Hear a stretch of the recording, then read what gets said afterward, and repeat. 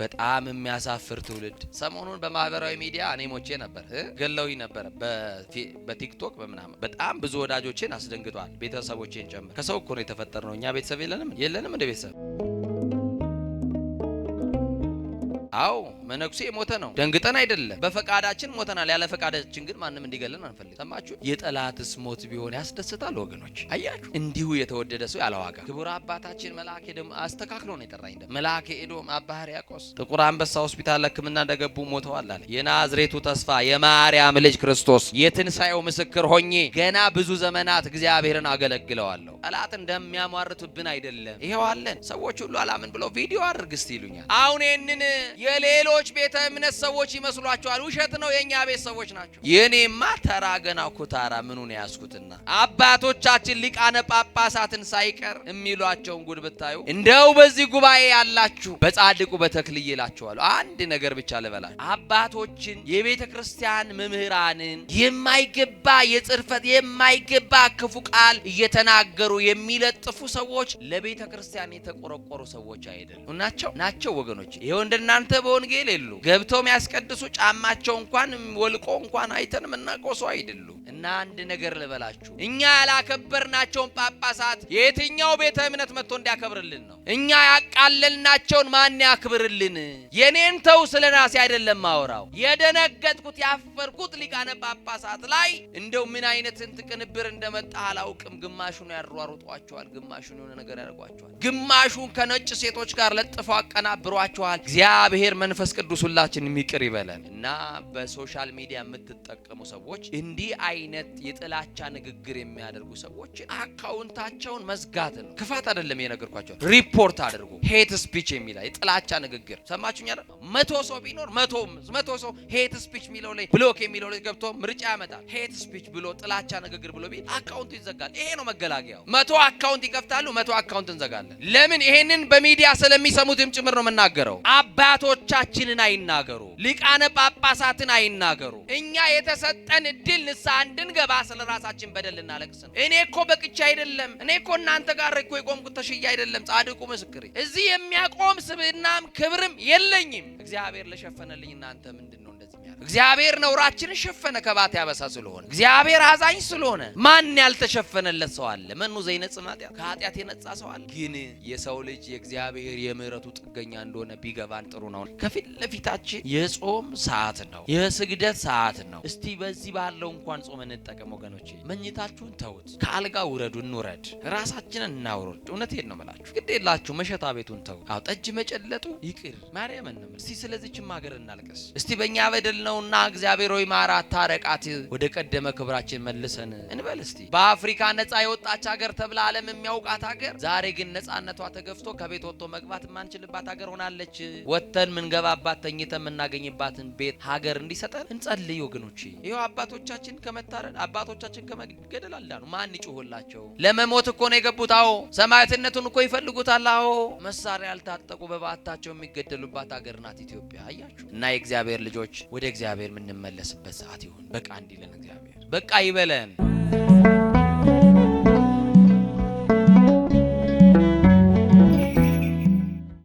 በስመ አብ ወወልድ ወመንፈስ ቅዱስ አሃዱ አምላክ ዘላለም ሥላሴ።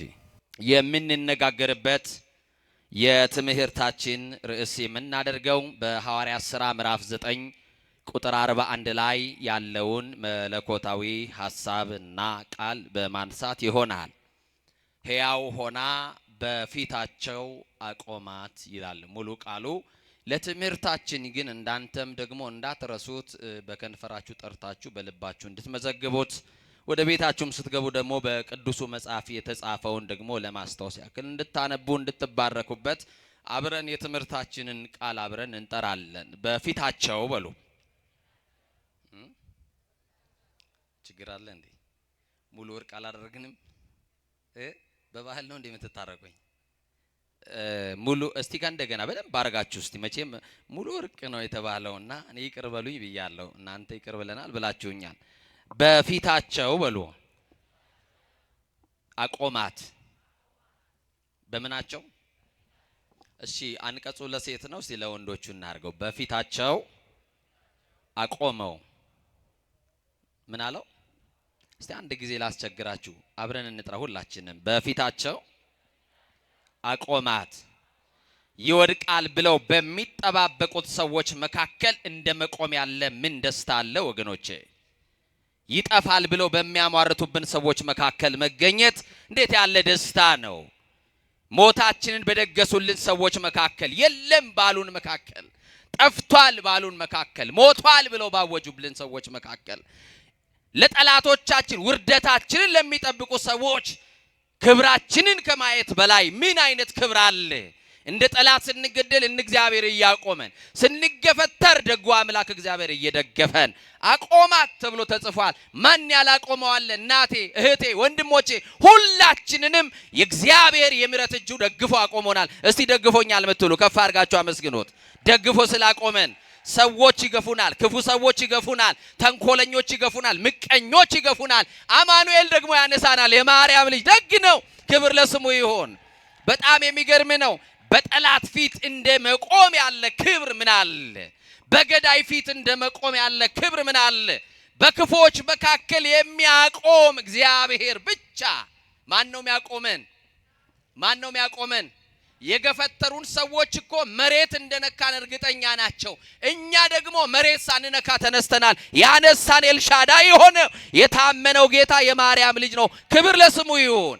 መሬት አልነካንም፣ አልወደቅንም። የተቆፈረው ጉድጓድ ውስጥ አልወደቅንም። የተበጠበጠውን መርዝ ብልቃጥ ደፍቶ አስመልጦናል። የሚያስመልጥ ጌታ፣ ደግ የሆነ ጌታ። ብዙዎች ብዙ ያወራሉ፣ ገና እንቆማለን። የትንሣኤውን ጌታ እየሰበክን፣ የትንሣኤውን ጌታ የናዝሬቱ ኢየሱስ ክርስቶስን እየሰበክን፣ መጥፋት የለም፣ መሞት የለም። ይበታተናሉ፣ ይጠፋሉ፣ አድራሻ የላቸውም፣ ስም አጠራራቸው ከምድረ ገጽ ጠፍቷል ብለው የሚያሟርቱ ሰዎች አሉ። ደግነቱ እግዚአብሔር አለ። ክብር ለስሙ ይሁን። እስቲ እግዚአብሔር አለ የምትሉ በደንብ አድርጋችሁ አመስግኑ። በጣም የሚገርም እኮ ነው። በክፎች መካከል የሚያቆም ክርስቶስ ነው። እስቲ በሉ መስክሩና፣ በክፎች መካከል በሉ የሚያቆም ክርስቶስ ነው። ይወረውራሉ፣ አይመታህም። ለምን ይመስልሃል? ይታገላሉ፣ አይጥሉህም። ለምን ይመስልሃል? አንተ የተደገፈው ማን ነው? እኛ የታመንነው ባለስልጣን የለንም፣ የምንመካበት ዘመድ የለንም፣ ጓደኛ የለንም፣ ደና ቤተሰብ የለንም፣ ደሞዝ የለንም። የተደገፍነው የምንተማመንበት ወተን እስክንገባ ድረስ ጠብቆቱ ከኛ ያልተለየ የእስራኤል ቅዱስ የማርያም ልጅ ስለጠበቀን። ለዚህ ነው የገፈተሩን አልጣሉንም፣ ይወረውራሉ አልመታንም። ያነሳሉ አይጥሉንም፣ ይወረውራሉ ያወራሉ እንጂ አያገኙም። ህልመኞች ናቸው። እየሰማችሁኝ ነው? በሆነበት ብለው በደረሰበት ብለው እንድትሆን የሚፈልጉትን ቀድመው ይተነበያሉ። የጠላት ትንቢት ደግሞ ተሳክቶም ማያውቅም፣ ሰምሮም ማያውቅም። ደግነቱ እግዚአብሔር አለ። ማን አለ? እንዲህ ብሎ ይጀምራል የሐዋርያት ሥራ። ጴጥሮስ ወደ ልዳ ሲገባ ብሎ ይጀምራል። ልዳ የምትባል ከተማ ላይ ጴጥሮስ ወዴት ሲገባ? ጴጥሮስ የሐዋርያት አለቃ ጴጥሮስ ወደ ልዳ ከተማ ሲገባ ከ8 ዓመት ጀምሮ ሽባ የሆነ ሰው በአልጋ ላይ ተኝቶ አገኘው ይላል። ከስንት ዓመት ጀምሮ?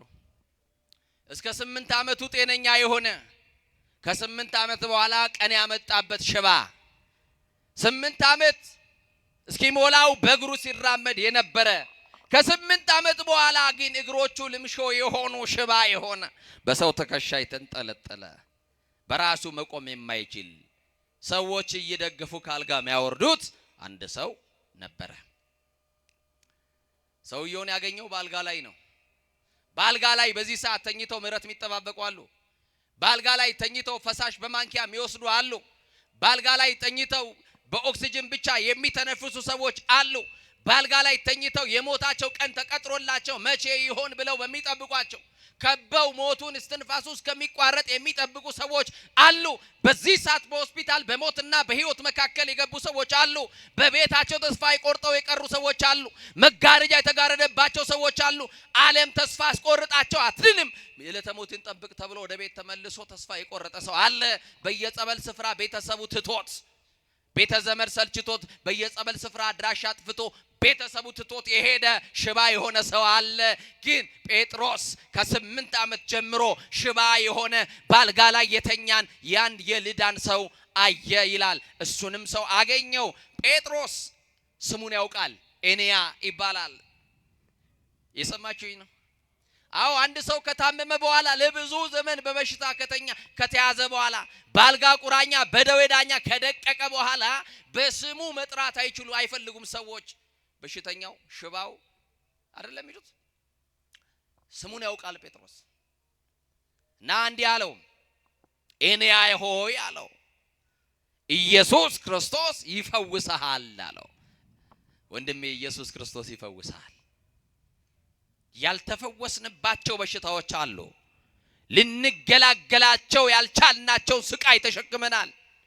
መዳን ያለበት ደዌ አለ። ያንተ ደዌ ድራግ ስቶር ውስጥ እንዳትጠብቅ መድኃኒት ክርስቶስ ነው። እሱ ይፈውስሃል። አንተ አልላቀቅ ያልከው ክፉ ልማድ ውስጥ መውጣት ያቃተ ነገር አለ። ከእግዚአብሔር ጋር እንደሚያጣላክ ተረድተኸዋል። አዎ እንዴት ልውጣ እያልክ መውጣት እየፈለክ እየተሰበክ እያለቀስክ ደግሞ መልሰህ ሳታውቀው እዛ አይነት መጥፎ ልምምድ ውስጥ ራሳችሁን የምታገኙ ፈውስ የምትፈልጉ የኃጢአት ልምምድ ውስጥ ያላችሁ ያለን እንኖራለን። እንዲህ ነው መልሱ፣ ኢየሱስ ክርስቶስ ይፈውሳችኋል። ኤንያ ሆይ ኢየሱስ ክርስቶስ ይፈውስሃል አለው። ጴጥሮስ ለምን እኔ እፈውስሃለሁ አላለው? ስልጣን አለው ድውያን እንዲፈውስ፣ ስልጣን አለው ዕውር እንዲያበራ፣ ስልጣን አለው ሽባንን እንዲተረትር፣ ስልጣን አለው ለምጽ እንዲያነጻ። ጴጥሮስ ለምን እኔ እፈውስሃለሁ አላለውም? በእኛ ዘመን እንፈውሳለን የሚሉ ሰዎች፣ በእኛ ዘመን እናድናለን የሚሉ ሰዎችን ተመልከቷቸው። ክብሩን እየጠቀለሉ ለራሳቸው ነው የሚወስዱት። የሚፈቱበት ስም፣ የሚፈውሱበት ስም፣ የሚያድኑበት ስም፣ የሚያቆሙበት ስም፣ የሚለውጡበት ስም ኢየሱስ የተባለውን ስም ይጠራሉ። ክብሩን ግን ለኢየሱስ አይሰጡም። ለራሳቸው ይታያሉ፣ ለራሳቸው ገንዘብ ያስከማቻሉ፣ ለራሳቸው ዕውቅናን ይወስዳሉ። ጴጥሮስ የሚያድነው ጌታ ካልተጠራማ ምንም አይነት ፈውስ የለም። ጴጥሮስ ከራሱ የተነሳ አይደለም፣ ከተቀበለው ስምና ጸጋ ከተቀበለው ክብር የተነሳ ነው የሚፈውሰው። በውስጣችን የተቀመጠ የእግዚአብሔር መንፈስ የእግዚአብሔር ጸጋ አለ። ያ ስም ሲጠራ ኃይል ያለው የሚፈታ ስም ነው። ኢየሱስ የተባለው ስም ሰውና እግዚአብሔር የታረቁበት፣ የጥል ግድግዳ የፈረሰበት፣ ሰው የቀደመ ክብሩን ያገኘበት ስም፣ ጠላት ዲያብሎስ የሚሸሽበት ስም፣ የሰው ልጆችን በደዌ አስሮ ያስጨነቀ ጠላት ከሰው ልጆች ከልባቸው ላይ የሚነቀልበት፣ ሰው እፎይ ብሎ የሚገላገልበት፣ ነፃ የሚወጣበት ስም እዚህ ምድር ላይ ከዚህ ስም ውጪ የለም። መገላገያችን፣ መፈወሻችን፣ ምንፈታበት ስም የማርያም ልጅ ኢየሱስ የሚለውን ስም ስንጠራው እንፈወሳለን። ሲጠራበት ደግሞ ጠላት ዲያብሎስ የያዘው ምርኮ ለቆ ይሄዳል። ተራ ስም አይደለማ። በኢየሱስ ክርስቶስ ስም ፈውሳለሁ አለው። በምን ስም እናቶቼ? በማስም አለ። አይዟችሁ፣ በማስም በኢየሱስ ክርስቶስ ስም። ኢየሱስ ክርስቶስ ይፈውሳል ካለው በኋላ ተነሳና አለው ለራስህ አንጥፍ አለው። ሰው ነበር እኮ የሚያነጥፍለት። በራሱ አንጥፎ አይተኛም። መጻጉን ባገኘው ሰዓት ምንድነው ያለው? ተነስና አልጋህን ምን በላለው? ተሸከም አለው። ጴጥሮስ ደግሞ ተነስና አለው ለራስህ አለ። እስከ ዛሬ ድረስ ማን አንጥፎለታል እያለው ነው። አቤት ክርስቶስ ሲደርስልን ነው ከሰው ተከሻ ምን እንላቀቀው። መድኃኔ ዓለምን ስናገኝ ነው ከሰው ምን እንገላገለው። እና ለራስህ አንጥፍ አለው። መኝታቸው ሌሎች የሚያነጥፍላቸው ሰዎች አታውቁም? ሰው ካልያዛቸው ማይቆሙ ሰዎች አታውቁም? ሰው ካልደገፋቸው ቢለቋቸው የሚሰባበሩ የሚወድቁ ሰዎች አታውቁም? ለሽንታቸው እንኳን ሰው ካልያዛቸው ካልጋ ማይወጡ፣ ወይ ደግሞ ሰው ሰልችቷቸው ማውጣት ማስገባት ሰው ሲደክምና ተስፋ ሲቆርጥ በተገጠመላቸው ትቦ ሽንት የሚሸኑ ሰዎች፣ መኝታቸው ለሚጎበኛቸውን እንኳን ያጡ ጀግና ይሁን የተማሩ ሰዎች ቀንጥሏቸው ደው ያርቅቋቸው። በሽታ ክፋቱ ከሰው በታች ያረጋል። ከሰው በታች ነው። እንዲህ ባለ ስቃይ ውስጥ ያሉ ሰዎች እናቃለን። መኝታቸውን ሌሎች የሚያነጥፍላቸው፣ በሰው እጅ የሚመገቡ፣ ፈሳሽ በማንኪያ የሚቀበሉ፣ ከሰው ትከሻ ያልወረዱ በራሳቸው መቆም የናፈቃቸው መፈወስ የሚፈልጉ መዳን የሚናፍቁ የሰው ፊት እንደ እሳት ነበልባል የሚገርፋቸው ሰማችሁ አይደል? ሰዎች ሽባነታቸውን እያዩ ከቀን በኋላ መታመማቸው መያዛቸውን እያዩ የአባቱ ግፍ ነው የሱ ግፍ ነው የሱ ተንኮል ነው የሱ ምቀኝነት ነው የሱ እንዲህ ነው እያሉ ታርጋ እየለጠፉ ሰዎች ሁሉ ተፈርዶበት ቤት የቀረ ስንት ሰው አለ መሰላችሁ? ወድቀው መቅረት የማይፈልጉ መነሳት የሚፈልጉ አያሌ ሰዎች አሉ። ከወደቁ በኋላ ቢያንስ እንኳን ብንተዋቸው ምን አለ? የወደቀን ዛፍ ምን ይበዛበታል እንደሚባለው አትውደቁ እንጂ ከወደቃችሁ በኋላ ፈላጫችሁ ብዙ ነው። መጥረቢያ ይዘው አጠገባችሁ የሚቆሙ ብዙ ነው። እና ይገርማል። ኤንያሆ ያለው ኢየሱስ ክርስቶስ ይፈውስሃል ነው ያለው። እናንተ ይሄን ድምጽ የምትሰሙ በጽኑ ሕመም ያላችሁ፣ እናንተ ይሄንን ድምጽ የምትሰሙ በጽኑ ስቃይ ውስጥ ያላችሁ፣ በደዌ የደቀቃችሁ ኢየሱስ ክርስቶስ ይፈውሳችኋል። መቼ እንደሆነ አናውቅም፣ ሰዓቱን አናውቅም፣ ጊዜውን አናውቅም፣ ደቂቃውን አናውቅም፣ ግን ኢየሱስ ክርስቶስ ይፈውሳል። ተነሱና ለራሳችሁ አንጥፉ፣ እርሱ ሙሉ ሰው ያደርጋል። ክርስቶስን ስታገኙ በራሳችሁ መቆም ትጀምራላችሁ። መቼ ነው ከሰው ትከሻ የምንወርደው የምትሉ እሱን ስታገኙ፣ እሱ ሲደርስላችሁ፣ እሱ እስኪመጣ ድረስ ነው ማልቀሳችሁ። እሱ እስኪመጣ ድረስ ነው የሰው ፊት የሚጠብሳችሁ። እሱ እስኪመጣ ድረስ ነው ዛሬም እጃችሁ የምትለምኑት። ከሰውነት ተራ የተራቆታችሁት፣ ዘመድ የጠላችሁ፣ ጓደኛ የሸሻችሁ፣ ማጣት ከሰው ያራቃችሁ ብዙ ሰዎች አሉ። ተነሱና ተመላለሱ ይላል መድኃኔዓለም ሲመጣ። በስሙ ጉልበት ትፈታላችሁ። ጉልበት ያለው ስም የሚፈታ ስም ስላለው እና በጣም የሚገርመው ተነስ ነው ያለው። ሽባ ነው እስከ ዛሬ ድረስ ተነስ ቢሉት አይነሳም። ጴጥሮስ ምን የተለየ ነገር ቢነግረው ነው ተነስ ሲለው አልጋውን እስከ ማንጠፍ የሚያደርሰው? የሚገርም እሱ ነው። ወገኖቼ በዚህ ከንቱ ሐሳብ ያነከሳችሁ ተነሱ። በክፋት የወደቃችሁ ተነሱ። እርኩሰት መንደር ውስጥ ገብታችሁ የወደቃችሁ ተነሱ። ትዕቢት ሰብሮናል። ልንጠገል ልንነሳ ያስፈልገናል። ሐሜት ሰብሮናል። ምቀኝነት ሰብሮናል። ዘረኝነት ሰብሮናል። ጥላቻው ሰብሮናል። ዝሙት ሰብሮናል። ተጨማልቀናል። በኃጢአት ወድቀናል። ሐዋርያው እንደ ቆመ የሚመስለው እንዳይወድቅ ይጠንቀቅ ነው ያለው። በሁለት እግራችን አልቆምንም። መጽሐፉ እንዲህ ይላል ተነሱ ይለናል። በዘመኑ በእግሩ የማይቆመውን ሰው ሽባውን ነው ተነስ ያለው።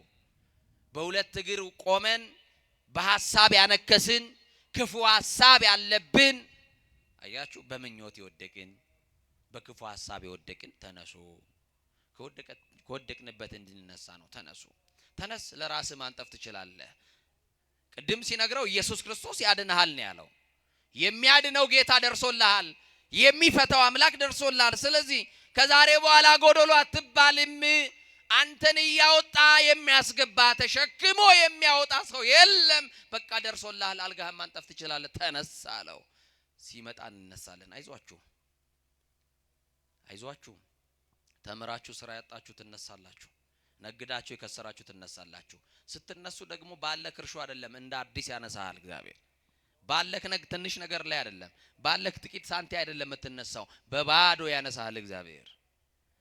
ባዶ ገንዘብ ብቻ አይደለም፣ የገንዘብ ባዶነት ብቻ ሰው የራባችሁ ባጠገባችሁ የነበሩ አጀቦች ተበትነው ሰው የለኝም ብላችሁ ባዶነት የሚሰማችሁ ሰዎች አላችሁ። ግን የሚገርመው ሽባ እየተባለ እየተጠራ የነበረውን ሰው አይድንም ብለው ከአፋቸው በወረወሩት ቃል አድምተው ተስፋ አስቆርጦት የነበረውን ሰው ጠላቶቹ እያዩ በጠላት መካከል እንደመነሳት ያለ ምን ክብር አለ? በሚጠሏችሁ ሰዎች መካከል የሚያኖር ጌታ አላችሁ። አይዟችሁ።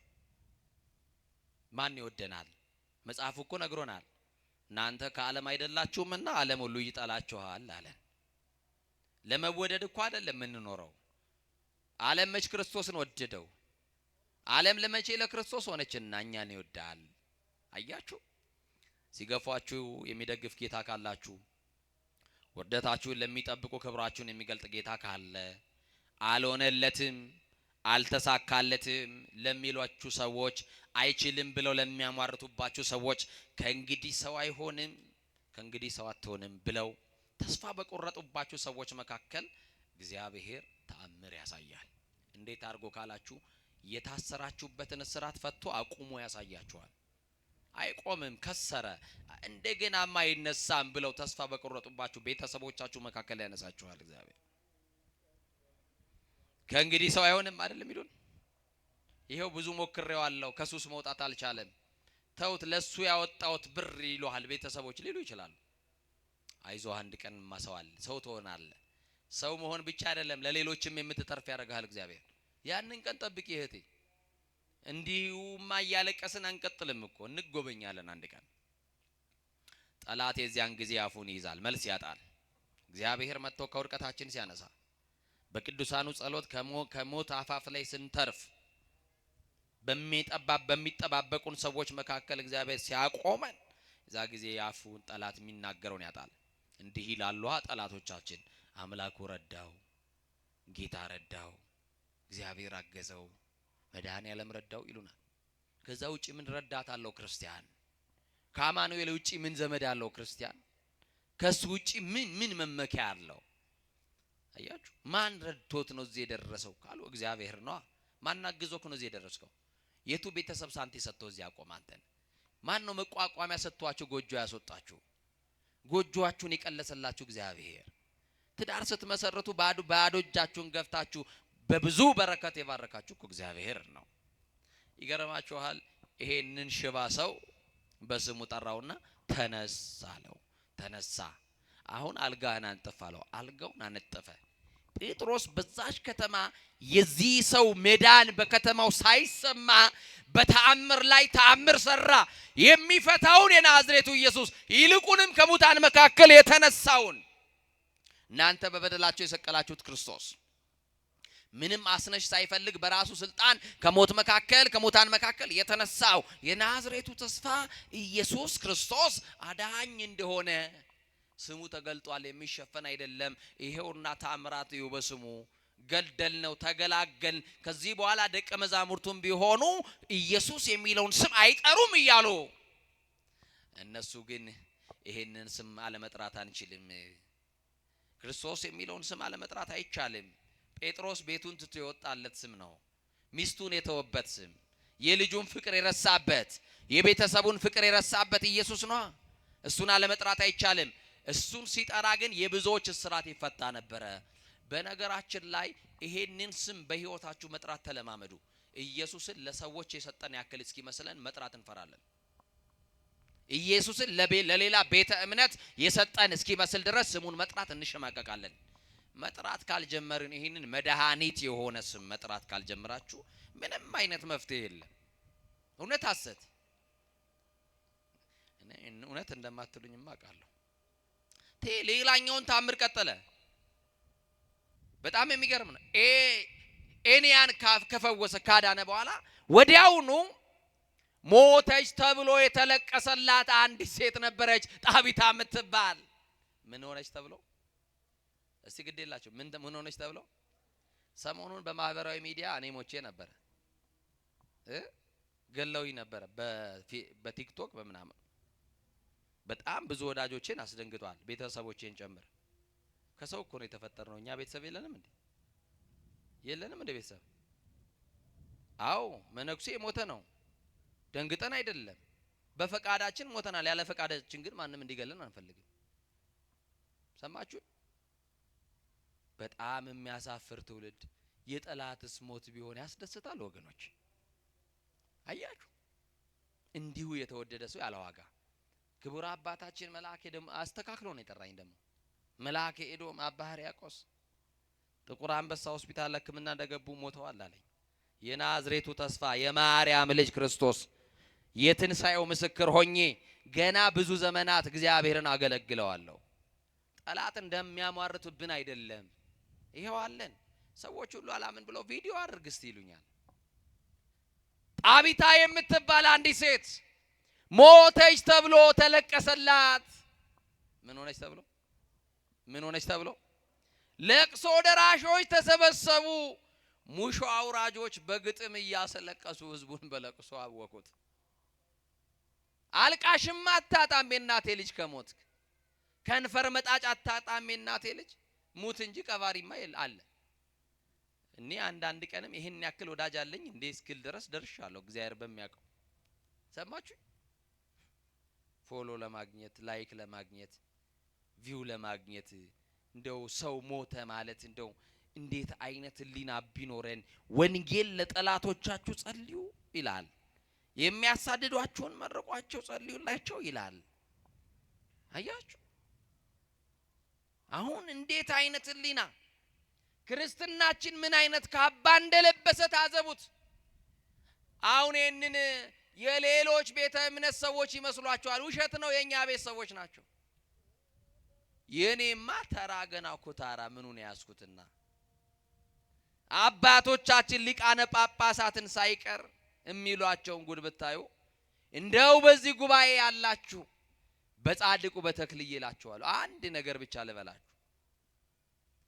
አባቶችን የቤተ ክርስቲያን መምህራንን የማይገባ የጽርፈት የማይገባ ክፉ ቃል እየተናገሩ የሚለጥፉ ሰዎች ለቤተ ክርስቲያን የተቆረቆሩ ሰዎች አይደሉም። ናቸው ወገኖቼ። ይሄው እንደናንተ በወንጌል የሉም። ገብተው የሚያስቀድሱ ጫማቸው እንኳን ወልቆ እንኳን አይተን ምናቀው ሰው አይደሉም። እና አንድ ነገር ልበላችሁ። በሶሻል ሚዲያ ሁሉ ካሜራ ተደርድሯል። እናንተንም ትዝብት ውስጥ ከትቼ ነው የምነግራችሁ ወንድሞቼ። ነቀፌታ ግን አይደለም። በደንብ አድርጋችሁ ስሙ።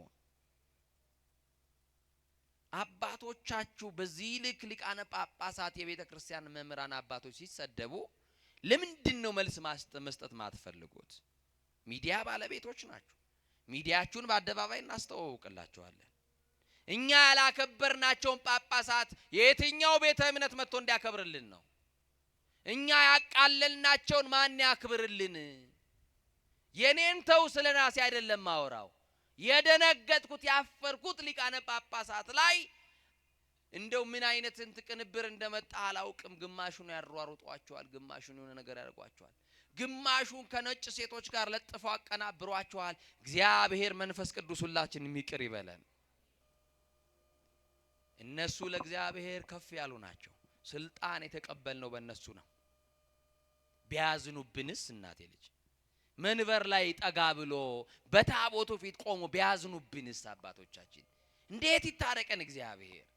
እንዴት ይዘንልን እግዚአብሔር? ይሄው እርስ በርሳችን ተጠላለፍን፣ ምቀኞች ሆንን። እግዚአብሔርን ስለገለጥነው ነው እኮ እግዚአብሔር የገለጠን እንጂ የሚገለጥ ማንነት እኮ ኖሮን አይደለም። ክርስቶስን ስለገለጥነው ክርስቶስ ስለገለጠን እንጂ። እና በሶሻል ሚዲያ የምትጠቀሙ ሰዎች እንዲህ አይነት የጥላቻ ንግግር የሚያደርጉ ሰዎችን አካውንታቸውን መዝጋት ነው። ክፋት አይደለም የነገርኳቸው። ሪፖርት አድርጎ ሄት ስፒች የሚላ የጥላቻ ንግግር ሰማችሁኝ አይደል? 100 ሰው ቢኖር 100 ሰው ሄት ስፒች የሚለው ላይ ብሎክ የሚለው ላይ ገብቶ ምርጫ ያመጣል። ሄት ስፒች ብሎ ጥላቻ ንግግር ብሎ ቢል አካውንቱ ይዘጋል። ይሄ ነው መገላገያው። 100 አካውንት ይከፍታሉ፣ 100 አካውንት እንዘጋለን። ለምን? ይሄንን በሚዲያ ስለሚሰሙትም ጭምር ነው የምናገረው። አባቶቻችንን አይናገሩ፣ ሊቃነ ጳጳሳትን አይናገሩ። እኛ የተሰጠን እድል ንስሐ እንድንገባ ስለራሳችን በደል እናለቅስ ነው። እኔ እኮ በቅቻ አይደለም፣ እኔ እኮ እናንተ ጋር እኮ የቆምኩት ተሽያ አይደለም። ጻድቁ ምስክሬ እዚህ የሚያቆም ስብዕናም ክብርም የለኝም። እግዚአብሔር ለሸፈነልኝ እናንተ ምንድነው እንደዚህ የሚያረጋችሁ? እግዚአብሔር ነውራችንን ሸፈነ ከባት ያበሳ ስለሆነ፣ እግዚአብሔር አዛኝ ስለሆነ። ማን ያልተሸፈነለት ሰው አለ? መኑ ዘይነጽ ኃጢአት ከኃጢአት የነጻ ሰው አለ? ግን የሰው ልጅ የእግዚአብሔር የምህረቱ ጥገኛ እንደሆነ ቢገባን ጥሩ ነውና ታቢታ የተባለችዋ ሴት ተለቀሰላት። ሰማችሁ አይደል? ተለቀሰላት። ሞተች ተብሎ ተለቀሰላት። ሙሾ ደርዳሪ በግጥም ማስለቀስ ጀመረ።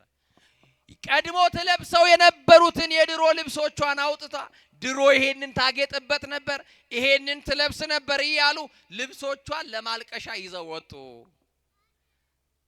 እንድትቀበር የቀብሩ ሰዓትም ስለደረሰ አጥበው አስተካክለው ገንዘው አስረው ከፍነው ጠበቁ።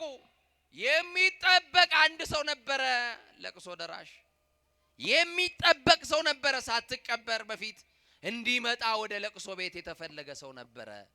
ማን ይመስላችኋል? የእድሩ ሊቀመንበር አይደለም። ማን ይመስላችኋል? የቀበሌ ሊቀመንበር አይደለም።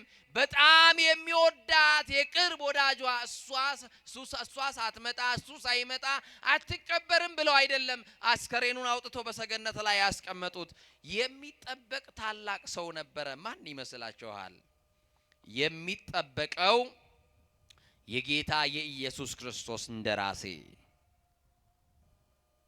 ሁሉን ትቶ የተከተለው የእንድርያስ ወንድም የቤተ ሳይዳው ጴጥሮስ ይጠበቅ ነበር። ምንድነው? ጴጥሮስ በለቅሶ ቤት ቢመጣ ለዛ ቤት የሚያደርገው አስተዋጽኦ? ሌሎች ተገኝተው የለ እንዴ? በቂ ቀባሪ አለ እኮ። የጴጥሮስ መምጣት ለምን ተጠበቀ ነው ጥያቄው። እሱ ነው። ቅዱሳን ወደ ህይወታችን ቢመጡ ምንድነው? ይሄንን ከራሳችሁ ጋር ማመሳክሩ። ጴጥሮስ ይጠበቃል። ጴጥሮስ የቤተሰብ አባል አይደለም፣ የሥጋ ዘመድ አይደለም። አትቀበርም፣ ቆይ ይመጣል ተብሎ የጌታ አገልጋይ የክርስቶስ ባሪያ ቅዱስ ጴጥሮስ እየተጠበቀ ነበረ። የቤተ ሳይዳው ፊልጶስም ደረሰ፣ የቤተ ሳይዳው ጴጥሮስም ደረሰ። በጣም የሚገርማችሁ ጴጥሮስ ወደ ለቅሶ ቤት የሄደው እዝን ይዞ አይደለም፣ ሊያጽናና ይዟችሁ ሊላቸው አይደለም የሄደው ወደ ከተማ ወደዛች ቤት የሄደው የምስራች ይዞ ነው ሄደው። ምን ይዞ ነው ሄደው? የምስራች ይዞ። ምንድነው የምስራቹ ካላችሁ ከሞት የሚያነሳው ኢየሱስን ይዞ ወደዚህ ቤት ከመምጣቱ በፊት ሽባ የሆነውን ሰው ከአልጋው እንዳነሳው ክርስቶስ የታመመን ብቻ ሳይሆን የሞተን በስሙ ይነሳል ሲል የበለጠውን ሊያሳያቸው በስሙ እንዲያምኑ ክርስቶስን ይጠብቁታል። ማን ነው? ጴጥሮስን ይጠብቁታል። ጴጥሮስ ተሸክሞ የሄደው ክርስቶስን ነው። ማንን ይዞ ነው? የናዝሬቱ ኢየሱስ ክርስቶስን ይዞላቸው ሄደ እና እርሱ ከተያዘ እኮ ይበቃናል። አይበቃንም? ንገሩኛ። በሐዘን ላለ ሰው ክርስቶስ ይበቃዋል። ከሐዘን የምንወጣበት እንባችን የሚታበስበት ማትረሻችን ክርስቶስ ስለሆነ እና ጴጥሮስ ወደሚለቀስበት ቤት ገብቶ ወደ ሰገነቱ ወጣ። የሚያለቅሱትንም አስወጡልኝ ብሎ አስወጣቸው። ምን የሚሉትን? በቃ ክርስቶስ ከደረሰ በኋላ ለቅሶ የለማ። ሙሾ ደርዳሪው ይውጣ፣ ለቅሶኛው ይውጣ። ልብስ ይዘው ሞተች ብሎ የሚያለቅሱ ሁሉ ውጡ አለ። እኔና አስከሬኗ በቃ በዚህ አስከሬን ላይ የሚጠራ አንድ ስም አለ። ሕያው የሚያደርግ ስም፣ የሚያቆም ስም፣ የሚደግፍ ስም፣ ሕይወት የሚዘራ ስም። ይሄ ስም ይጠራል። ሞታለች አብቅቶላታል ብለው ትንሣኤ በማያምኑ ሰዎች አይደለም። የናዝሬቱ ኢየሱስ ከሞት መካከል እንደሚያነሳ ስለሚያምን ጴጥሮስ ጨዋዮቹን፣ አልቃሾቹን፣ የሚያሟርቱትን አስወጣቸውና ለብቻው ወደዛ ክፍል ውስጥ ገባና በሩን ዘጋ ይላል። ምኑን ዘጋ? በር መዝጋት በብሉይ ኪዳን የነበሩ ነቢያትም አድርገዋል። እነ ቅዱስ ኤልሳ የሰማችሁ ነው።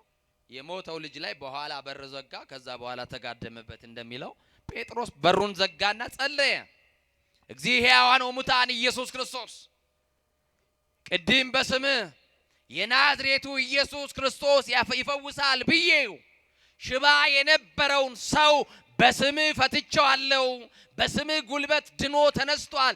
አሁንም የስምህ ጉልበት ይህንን የሞተችን ሴት ወደ ቀደመችበት ክብር እንዲመልሳት እለምንሃለሁ ብሎ ጸለየ። አሁን እኮ ጴጥሮስ አስወጥቶ ለቅሶ አልቆመም። በደጅ እየተለቀሰ ነው። እርግጠኛ ናት ድጋሚ ላያዩዋት፣ ላይገናኙት፣ ሊሰናበቱ የመጡ ሰዎች ነው ያሉት። ሞቷን በሚጠባበቁ ሰዎች መካከል ደግሞ እግዚአብሔር አንስቶ አቁሞ ሊያሳያቸው ነው። ጴጥሮስ ገባና ጸለየ። ከጸለየ በኋላ የሞተችውን ስም በስሟ ጠራት። ማን ብሎ? ጣቢታ ተነሽ አላት። እጁንም ዘረጋላት። እሷም ደግሞ የጴጥሮስን ድምጽ ሰማችና እጁንም ይዛ ተነሳች። የወደቃችሁ በዚህ ስም እንድትነሱ ጌታ መንፈስ ቅዱስ ይርዳችሁ። የወደቀን በዚህ ስም እንድንነሳ መንፈስ ቅዱስ ይርዳ። ብድግ አለች፣ ተነሳች። ከዛ በኋላ በሩን ክፈቺ፣ በናዝሬቱ በኢየሱስ ክርስቶስ ስም ሞትሽ በሕይወት ተቀይሯል። የዚህ ቤት የለቅሶ ታሪክ በሳቅ ተቀይሯል። የዚህ ቤት የሞት ታሪክ ተገልብጧል። ነገር የሚገለብጥ ሞታችንን በሕይወት የሚቀይር ለቅሷችንን በሳቅ የሚቀይር የተሰቀለው የናዝሬቱ ኢየሱስ ክርስቶስ ነው። የተደረገልሽን ውጪና መስክሪ። ከዚህ ለስንብት የመጡ ሰዎች ናቸው። ድጋሚ በሕይወት ቆመሽ ያዩሻል። መስክሪ። ያገኘሽው ጌታ ነው ከሞት ያነሳሽ፣ እኔ አይደለሁም። እኔ የተቀበልኩት ጸጋ ነው። ክርስቶስ ነው ያነሳሽ። ሁሉን ከውድቀት የሚያነሳ ስም ነው። እንኳን በሕይወት ያሉ ሞተው ሳይቀበሩ ይቅርና ተቀብረን ፈርሰን በስብሰን አራቱ ባህሪያተ ሥጋ በመቃብር ፈርሶ በስብሶ ቢለያይ እንኳን ይሄ ስም ከውድቀት የሚያነሳ ስም ነው። በመጨረሻውም ሲመጣ ከሞትንበት ከተቀበርንበት ጉድጓድ የሚያወጣን የናዝሬቱ ኢየሱስ ነው። መስክሪ። ተስፋችን ተሟጦ ቤት ውስጥ ለቀረ ነው፣ በር ተዘግቶብን የምንውል ከአደባባዩ ለተሸሸግን፣ ሞት ራሱ ጨክኖ ያለፈን ይመስል ለምን አልሞትንም ብለን አንዳንድ ቀን ተስፋ ከመቁረጣችን የተነሳ በሞትኩ ብለው የምንመኝበት ጊዜ ይኖራል። ጥያቄ ውስጥ ያለን ችግራችን ሰንሰለታማ የሆነ ችግራችን ውስብስብ የሆነ በተስፋ መቁረጥ ውስጥ ያለን ወድቀን የቀረን የመሰለን ያክል በቃ ከዚህ በኋላ ማን ያነሳኛል? ከዚህ በኋላ ማን ይደግፈኛል? ማን ይደርስልኛል? ማን ያዝንልኛል? ብለን ተስፋ ይቆርጣል። ሐኪም ቤት መሄድ እንኳን ፈልገን ሰው ያጣን፣ በዚህ ልክ ከሰው የተረሳን ሰዎች እንኖራለን። አንድ ነገር እናገራለሁ። ጣቢታን ያቆማት የጌታ ጸጋ ያቆመናል። የወደቁትን የሚያነሳው የክርስቶስ ጸጋ ሁላችንንም ያነሳናል። ወንድሞቼ ወድቀን እንዳንቀር ነው ትልቁ ነገር። ጠፍተን እንዳንቀር ነው ትልቁ ነገር። መቆም አልችልም እንዳትሉ፣ ደክሞኛል አትበሉ፣ ሰልችቶኛል አትበሉ። ተስፋ መቁረጥ አይታይባችሁ። በትንሽ ነገር የምትበሳጩ፣ በትንሽ ነገር እንባችሁ የሚመጣ፣ በትንሽ ነገር የምትከፉ አትሁኑ። ችግራችሁን ለዓለም ችግራችሁን ለእግዚአብሔር ነግራችሁ ሲሞላላችሁ ደግሞ ወደ ዓለም የምትሄዱ ሰዎች አትሁኑ። ችግራችሁን ለእግዚአብሔር ከነገራችሁት በደስታችሁም ሰዓት እግዚአብሔር ጋር ሆኖ ጣቢታን ሕያው ሆና በፊታቸው ያቆማት እግዚአብሔር እኛንም አቆሞናል። ማን ነው ያቆማችሁ ካላችሁኝ፣ ብቃታችን አይደለም፣ ችሎታችን አይደለም፣ ቸርነቱ አቆሞናል። ምህረቱ አቆሞናል። ይቅርታው አቆሞናል።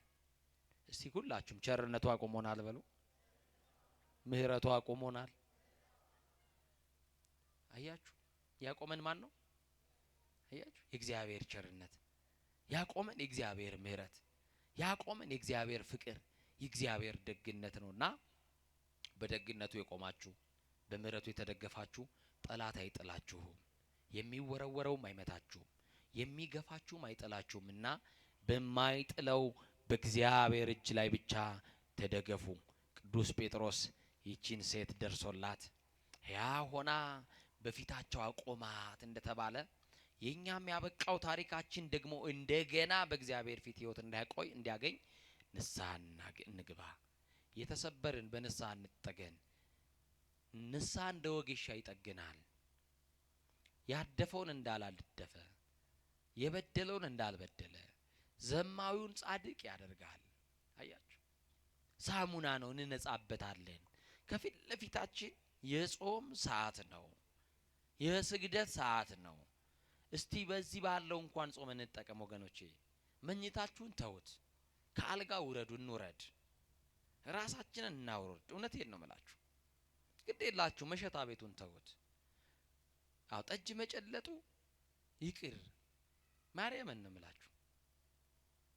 እስቲ ስለዚህችም ሀገር እናልቀስ። እስቲ በእኛ በደል ነውና እግዚአብሔር ሆይ ማራት፣ ታረቃት፣ ወደ ቀደመ ክብራችን መልሰን እንበል። እስቲ በአፍሪካ ነፃ የወጣች ሀገር ተብላ ዓለም የሚያውቃት ሀገር ዛሬ ግን ነፃነቷ ተገፍቶ ከቤት ወጥቶ መግባት የማንችልባት ሀገር ሆናለች። ወጥተን ምንገባባት ተኝተን የምናገኝባትን ቤት ሀገር እንዲሰጠን እንጸልይ ወገኖቼ። ይሄው አባቶቻችን ከመታረድ አባቶቻችን ከመገደል አልዳኑ። ማን ይጮህላቸው? ለመሞት እኮ ነው የገቡት። አዎ ሰማዕትነቱን እኮ ይፈልጉታል። አዎ መሳሪያ ያልታጠቁ በባታቸው የሚገደሉባት ሀገር ናት ኢትዮጵያ። አያችሁ። እና የእግዚአብሔር ልጆች ወደ እግዚአብሔር የምንመለስበት ሰዓት ይሁን። በቃ እንዲለን እግዚአብሔር በቃ ይበለን። እስቲ አሜን በሉ። አማኑኤል በቃ ይበለን። ከሱ ጋር የምንታረቅበት ንስሐ የምንገባበት የጥል ግድግዳ ፈርሶ ወደ እግዚአብሔር መቅደስ የምንገባበት ዘመን ያርግልን። እና አብይ ጾም ደግሞ ሰፊ ጉባኤ በዚህ ካቴድራል ተዘጋጅቶላችኋል። ሰማችሁኝ አይደል? ሰፊ ጉባኤ በአይነቱ ልዩ ሆነ ከዚህ ከወትሮ በፊት በላቀ ጥሩ ጉባኤ ተደርጓል። እርግጠኛ ነኝ አሁን ጾሙ ሲገባ መቼም ይሄ ግቢ ቦታ እንደማይበቃ አሁን ዘርዘር ብላችኋል። ያው ሐሙስ ናት ያላችሁን ቀን እንጠቀም ብላችሁ እንደሆነ አውቃለሁኝ። ኢትዮጵያዊ በጣም እንደ አንበሳ ምን እንደሚወድ ታውቃላችሁ። አሁን ፈይል እንል ነው እንግዲህ። አቤት በመብላት ምክንያት ይኸው በሽተኞች ሆነን እኮ አይደል? እንደው ዘንድሮ ስጋ የሚበሉ ሰዎች ናቸው ታማሚዎች። ደግሞ ስጋውን የሚተካ ፕሮቲን ቤታችሁ አትሰብስቡ። እሺ ያው ትንሿ ነገር ትበቃናለች። አዛኝቷል። የተራቡ በጣም እልፍ ሰዎች አሉ። ቀያቸውን ጥተው ጎዳና የወደቁ ሰዎች አሉ። ጥጋብ አያዋጣም። አሁን ተንፈስ እንበልለት ለእግዚአብሔር ምህረት እንለምን። ስለዚህ በዚህ በካቴድራሉ የሚደረጉ ጉባኤዎች ይኖራሉና ሌሎችንም እየቀሰቀሳችሁ ያልመጡ ወገኖቻችሁ እግዚአብሔር ይወዳችኋል፣ እግዚአብሔር እኮ ታስፈልጉታላችሁ፣ ይፈልጋችኋል እያላችሁ ወንድሞቻችሁን አምጧቸው፣ እህቶቻችሁን አምጧቸው። ይሄንን እንላለን። በተረፈ የእግዚአብሔር ጸጋ ደግፎን ደግሞ እንደዚህ ለመታየት ስለበቃን ብዙዎቻችሁ ከዚህ የጻፋችሁልኝ ሰዎች ስለነበራችሁ ምንድነው የሰማነው ላላችሁ እንግዲህ ምንም አልናገርም። እንግዲህ ቆሜ እያያችሁ ነው። መቼም ነክታችሁ ይሁን አለለም አለው አይደል? አለው አይደል? ማንን ይዘን ያለ ነው? ማስላለን አለን ማስላለን ጠላትን ስላለማ ሞተን እኮ ይኸው ተገደልን እኮ ውድቀታችንን የሚፈልጉ እሱ ስላለ አለንና አይዟችሁ አትደንግጡ ለማለት ያክል ነውና የእመቤቴ ጸሎት የት ሄዶ የተክልዬ ጸሎት የት ሄዶ? አያችሁ ሞት ለኛ አዲስ ነገር አይደለም። ተስካሬን ጨርሻለሁ። ተስካሬ ወጥቷል። ነፍሴ ማር ተብያለሁ። ከዚህ በኋላ እኮ የሚጠብቀኝ ቀብር ነው። ተንቀሳቃሽ ሬሶች እኮ ነኝ። አያችሁ። ስለዚህ ለቀጣዩ ግን ጾሙ ላይ ብንጾም ጥሩ አይደል? ይሄ ሄት ስፒቹን አይደል? የጥላቻ ንግግሩን ብንጾም ጥሩ አይደል? በማርያም ንገሩኛ። አዎ። እና ምትቆርጥ ቆንጨራ አለች ማጭድ እንደዚህ አይነት ነገር ሲመጣላችሁ ይሄ ከጾማችሁ ላይ ሊያሰናክል ነው። ኮሜንት ገብታችሁ እንዳትጽፉ እየመጣችሁ ብሎክ ታረጋላችሁ። አንተ ቤተክርስቲያን የምታሰድብ አትወክልም ቤተክርስቲያን። አያችሁ ብሎክ ማድረግ ነው። ችግር ቢኖር እንኳን ተንበርክኮ መጸለይ ነው እንጂ መሰዳደቡ ያዋጣል? አዛኝ ንገሩኛ በማርያም። ሰድቦ ለሰዳቢ እየሰጠን ቤተክርስቲያናችንን ገመኗን አደባባይ እያሰጣን እግዚአብሔር በእኛ የሚደሰት የመሰለን ሰዎች ተሳስተናል። እንመለስ ወደ ቀልባችን። አባቶቻችን አሳዝነናል። የጥላቻ ንግግር በአባቶች ላይ የጻፋችሁ ያራገባችሁ ሊቃነ ጳጳሳትን ጭምር ስትሳደቡ የነበራችሁ ሼር ያደረጋችሁ የተባበራችሁ ሰዎች ንስሐ ግቡ ላለው ሁላችንም ንስሐችን እግዚአብሔር ይቀበልልን። በደላችንን አማኑኤል ይደምስስልን። ይቆየን።